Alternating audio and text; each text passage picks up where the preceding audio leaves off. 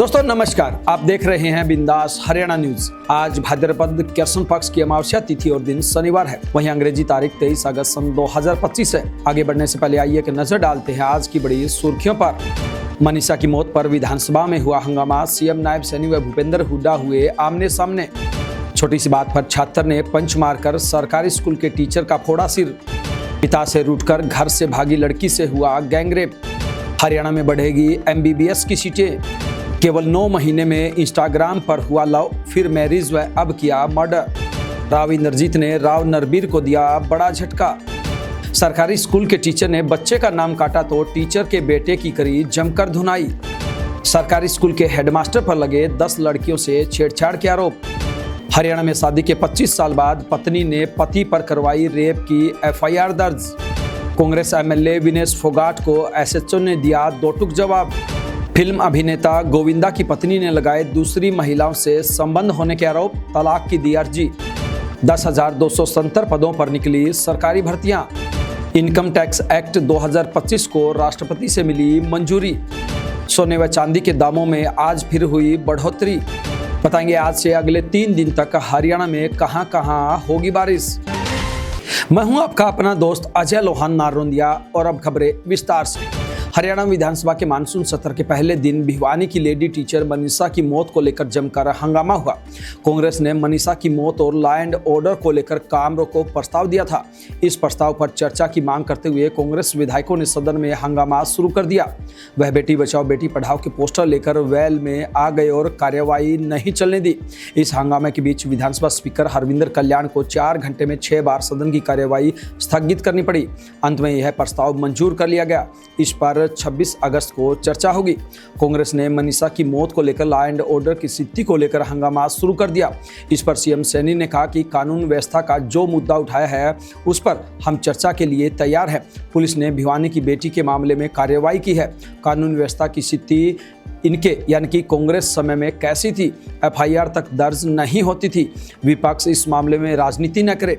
इसके जवाब में भूपेंद्र सिंह हुड्डा ने कहा कि सीएम की बात पर ऐतराज है मुझे। हमारे समय में ही हर मामले की FIR की कार्यवाही शुरू की गई थी। भिवानी जिले के राजकीय वरिष्ठ माध्यमिक विद्यालय में छात्र ने टीचर पर हमला कर उनका सिर फोड़ दिया। ये हमला 12वीं के छात्र ने हिंदी के टीचर पर किया है। घटना तब हुई जब टीचर ने छात्र को शरारत करने से रोका और वह उसे प्रिंसिपल ऑफिस में ले गए। इसी दौरान छात्र ने शिक्षक के सिर पर पंचनुमा हथियार से वार कर दिया। हमले में टीचर घायल हो गए और उन्हें जिला अस्पताल में भर्ती करवाया गया है।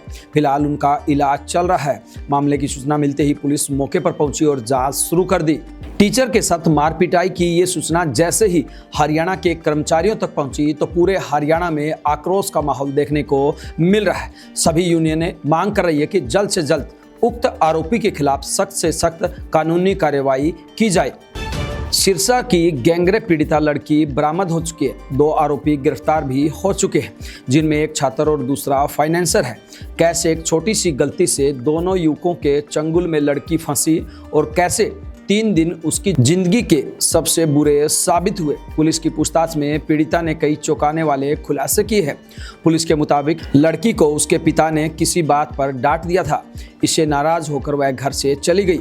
घर से तो निकल गई, लेकिन जाए कहां, इस उलझन में फंस गई। कुछ राह दिखाई नहीं दी तो रेलवे स्टेशन सिरसा पहुंच गई। इसी दौरान वहां पहुंची एक ट्रेन में सवार हो गई। ट्रेन चल पड़ी तो लड़की रोने लगी। इसी दौरान रोहतक के रिठल फोगाट गांव का रहने वाला छात्र अमन उसके पास पहुंचा। पहले पानी आदि पिलाकर चुप करवाया और फिर घर से भागने का पता चलने पर लड़की को अपनी बातों में फंसा लिया। उसे घुमाने फिराने और बड़े बड़े सपने दिखाकर उसे गुरुग्राम ले गया। यहाँ अमन उसे अपने फाइनेंसर रिश्तेदार अमित के फ्लैट में ले गया, जहाँ 3 दिन तक उसके साथ दोनों ने गलत काम किया। हरियाणा की स्वास्थ्य मंत्री आरती सिंह राव ने केंद्रीय स्वास्थ्य मंत्री जेपी नड्डा और मुख्यमंत्री नायब सिंह सैनी को पत्र लिखकर भिवानी के पंडित नेकीराम शर्मा राजकीय मेडिकल कॉलेज और नारनौल के राजकीय मेडिकल कॉलेज कोरियावास में MBBS दाखिले शुरू करने की अनुमति देने की मांग की है। मंत्री ने कहा कि राज्य सरकार का लक्ष्य है कि हर जिले में एक मेडिकल कॉलेज हो ताकि डॉक्टरों की कमी पूरी हो सके और लोगों को सस्ती व आसान स्वास्थ्य सेवाएं मिल सके।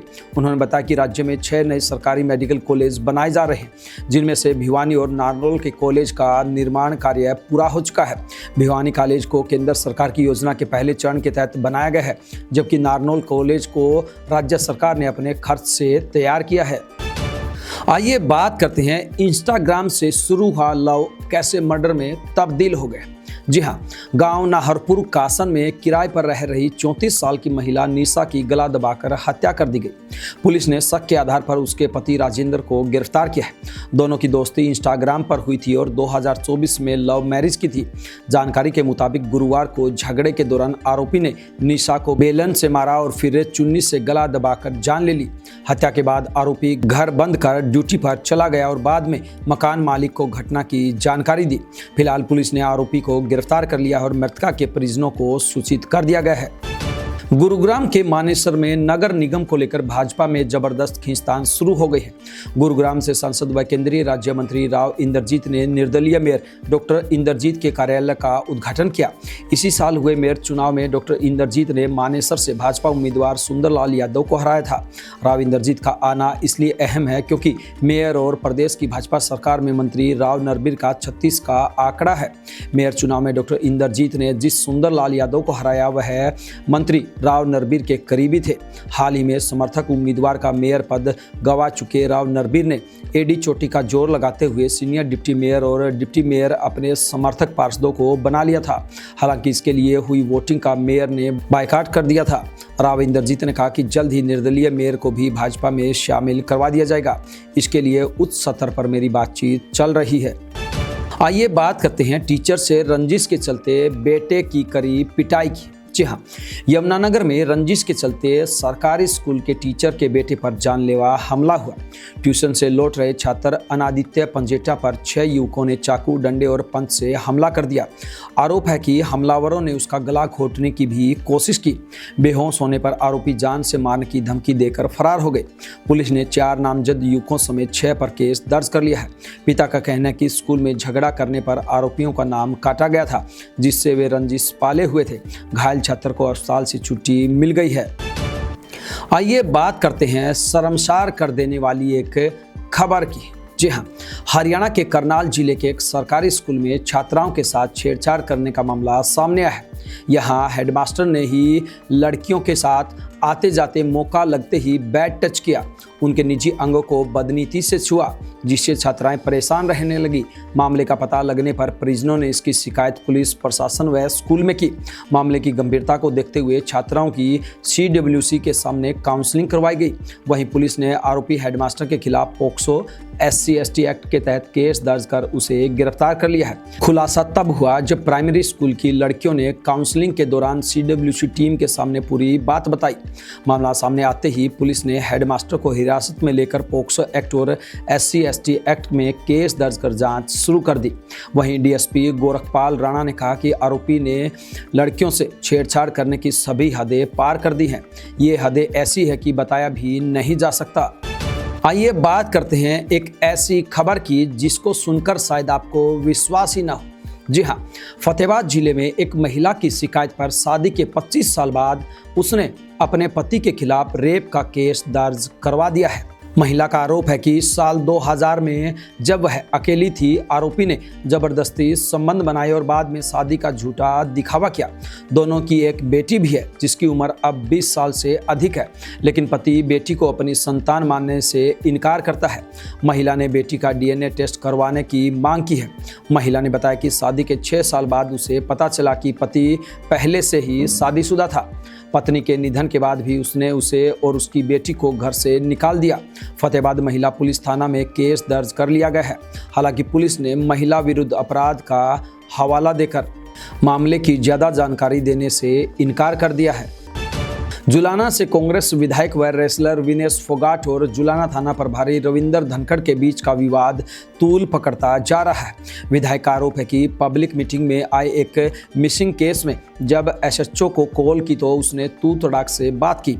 यही नहीं, यह भी कहा कि हर रोज लोग लापता हो रहे हैं, हम क्या करें। इसके बाद से यह मामला चर्चा में आ गया उधर अब एसएचओ रविंद्र धनखड़ ने सामने आकर अपनी सफाई दी है। एसएचओ ने कहा कि विधायक मुझ पर गलत आरोप लगा रही है। अगर मैंने तू सब के साथ बात की हो तो मैं हर सजा भुगतने को तैयार हूं। मेरे ऊपर इस तरह के आरोप लगाना विधायक की सोच को दर्शाता है। उधर इस मामले में एसपी कुलदीप सिंह का कहना है कि एसएचओ ने कोई शराब नहीं पी थी और वह उस समय फील्ड में सीन ऑफ क्राइम टीम के साथ इन्वेस्टिगेशन कर रहे थे। आइए बात करते हैं फिल्म अभिनेता गोविंदा से जुड़ी बड़ी खबर की। सुनीता आहूजा ने गोविंदा से तलाक लेने के लिए बांद्रा फैमिली कोर्ट में अर्जी दी है। रिपोर्ट्स के अनुसार सुनीता ने एक्टर पर दूसरी महिलाओं से शारीरिक संबंध होने और क्रुएल्टी के आरोप लगाते हुए तलाक की मांग की है। हालांकि गोविंदा के करीबियों ने इन खबरों को अफवाह करार दिया है। हाटरफ्लाई की रिपोर्ट के अनुसार सुनीता ने तलाक के लिए अर्जी दी है। रिपोर्ट में दावा किया गया है कि फैमिली कोर्ट ने गोविंदा को 25 मई को तलब किया था और जून से दोनों मामलों को सुलझाने की कोशिश कर रहे हैं। सुनीता समय की पाबंद रही और कोर्ट में पेश होती रही, जबकि गोविंदा गायब रहे हैं। गोविंदा से जुड़े करीबी सूत्र ने इन खबरों का खंडन किया है। वहीं गोविंदा के मैनेजर ने भी साफ कहा कि ये खबरें महज अफवाह हैं। Institute of banking personal selection ने कल रखे 10,270 पदों पर भर्ती के लिए आवेदन की आखिरी तारीख आगे बढ़ा दी है। सबसे पहले इस भर्ती के लिए 21 अगस्त तक आवेदन स्वीकार किए गए थे, जिसे बढ़ाकर अब 28 अगस्त कर दिया गया है। उम्मीदवार ऑफिशियल वेबसाइट ibps.in पर जाकर अप्लाई कर सकते हैं। नए इनकम टैक्स एक्ट 2025 को राष्ट्रपति की मंजूरी मिल गई है।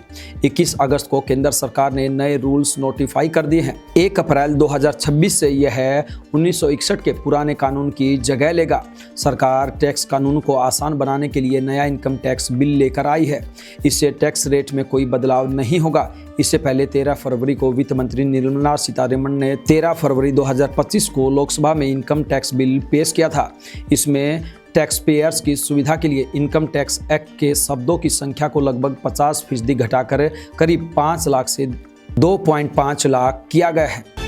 सोने चांदी के दाम में आज तेजी रही। India Boolean and jewellers association के अनुसार 24 कैरेट सोने का दाम 211 रुपये बढ़कर 99,358 रुपये प्रति 10 ग्राम पर पहुंच गया।